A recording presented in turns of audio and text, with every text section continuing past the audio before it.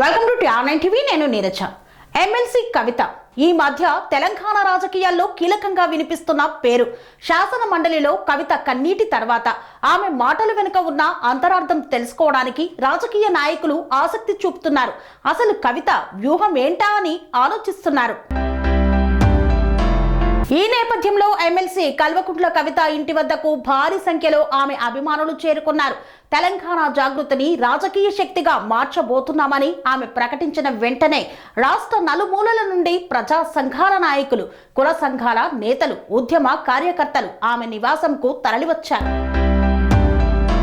MLC Kalvakuntla Kavitha ఇంటి వద్దకు భారీ సంఖ్యలో ఆమె అభిమానులు చేరుకున్నారు. తెలంగాణ జాగృతిని రాజకీయ శక్తిగా మార్చబోతున్నామని ఆమె ప్రకటించిన వెంటనే రాష్ట్రం నలుమూలల నుండి ప్రజా సంఘాల నాయకులు, కుల సంఘాల నేతలు, ఉద్యమ కార్యకర్తలు భారీగా హైదరాబాద్ బంజారా హిల్స్ లోనే ఆమె నివాసం వద్దకు తరలివచ్చారు. తెలంగాణ జాగృతి రాజకీయ శక్తిగా అవతరించబోతోందని ఎమ్మెల్సీ కల్వకుంట్ల కవిత ప్రకటించిన విషయం తెలిసిందే. తెలంగాణ జాగృతి కార్యాలయానికి పెద్ద ఎత్తున తరలివచ్చిన కార్యకర్తలు కవితకు సంఘీభావం తెలుపుతూ మద్దతును ప్రకటించారు. అయితే తనను కలిసేందుకు వచ్చిన జన సందోహానికి కవిత ఇంటి బాల్కనీలో నిలబడి అందరికీ చేతులు జోడించి అభివాదం చేశారు. అనంతరం కిందికి వెళ్లి ప్రతి ఒక్కరిని పేరు పేరున పలకరిస్తూ వారి యోగక్షేమాలను కవిత అడిగి తెలుసుకున్నారు. ప్రతి ఒక్కరిని కవిత పలకరించారు. ఎలా ఉన్నారు, ఇంట్లో అందరూ బాగున్నారా అంటూ యోగక్షేమాలు అడిగి తెలుసుకున్నారు. ముఖ్యంగా తెలంగాణ ఉద్యమ కాలం నుండి తన వెన్నంటి ఉండి ప్రస్తుత క్లిష్ట పరిస్థితుల్లోనూ మద్దతుగా నిలిచిన ఉద్యమకారులను చూసి ఆమె భావోద్వేగానికి లోనయ్యారు. కళ్ళల్లో నీళ్లు తిరిగాయి. ఆమె గొంతు కంపిస్తూ, మీరు లేకపోతే నేనిక్కడ ఉండేదాన్ని కాదు, మీరే నా బలం అంటూ మాట్లాడారు.